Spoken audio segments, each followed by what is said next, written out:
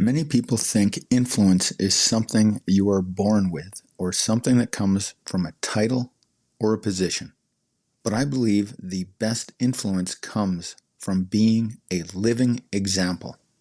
You can become influential by how you live, and it all starts with one thing: virtuous self-control. Hey there, it's me, Core, and you're listening to Exercising Self-Control from Fitness to Flourishing.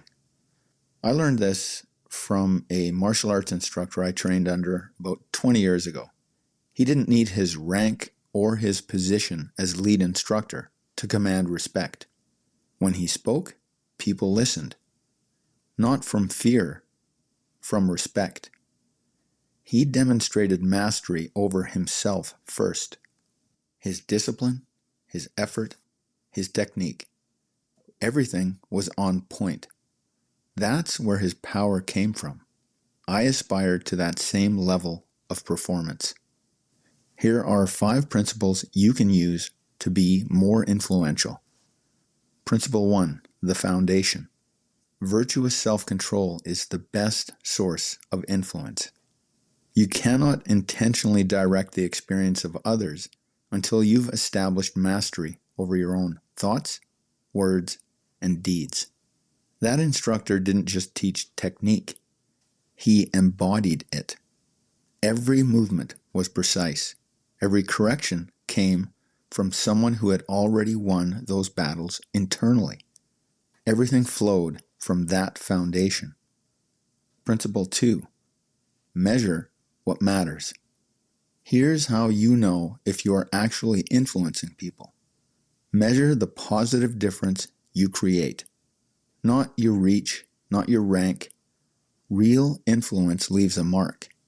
That instructor measured success by whether his students actually improved, whether they believed in themselves more, whether they showed up differently in or outside the school. That's influence. Principle 3, practice on yourself first. You must make influence a practice, and here's the key. Practice it on yourself first until it becomes second nature. You must live the process before you can teach it. That instructor didn't ask his students to do anything he hadn't mastered himself. He knew his own limits.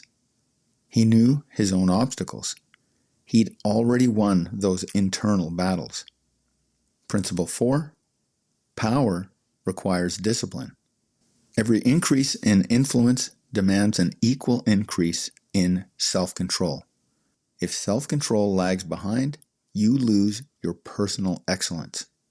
Think about a leader who starts cutting corners and stops training themselves with the same intensity, who says one thing but does another. Their influence collapses. It's like poor technique under pressure.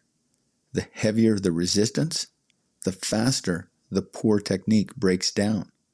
Power without discipline does not last. Principle 5, learn in a context.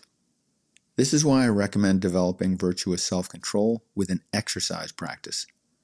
It's concrete. It's measurable. It immediately shows you the gap between what you intend and what you actually do. When you work out, you can't fake it. Either you execute or you don't. And your performance will reflect your effort both in the short term and in the long term. Here's the paradox that makes this so life-changing. The greater your self-control, the greater your freedom. The boundaries you set for your own behavior are the constraints that provide your liberation. You'll experience more freedom because you'll have mastered yourself. By making disciplined choices, you'll find facing challenges easier. So here's my challenge for you this week. Pick one discipline. For example, your training, your practice, your daily routine, and set the example you'd like others to follow. Live that standard, especially when no one is watching. Those are the moments that you change most. Then notice who starts following your lead. That's it for today. Catch you next time.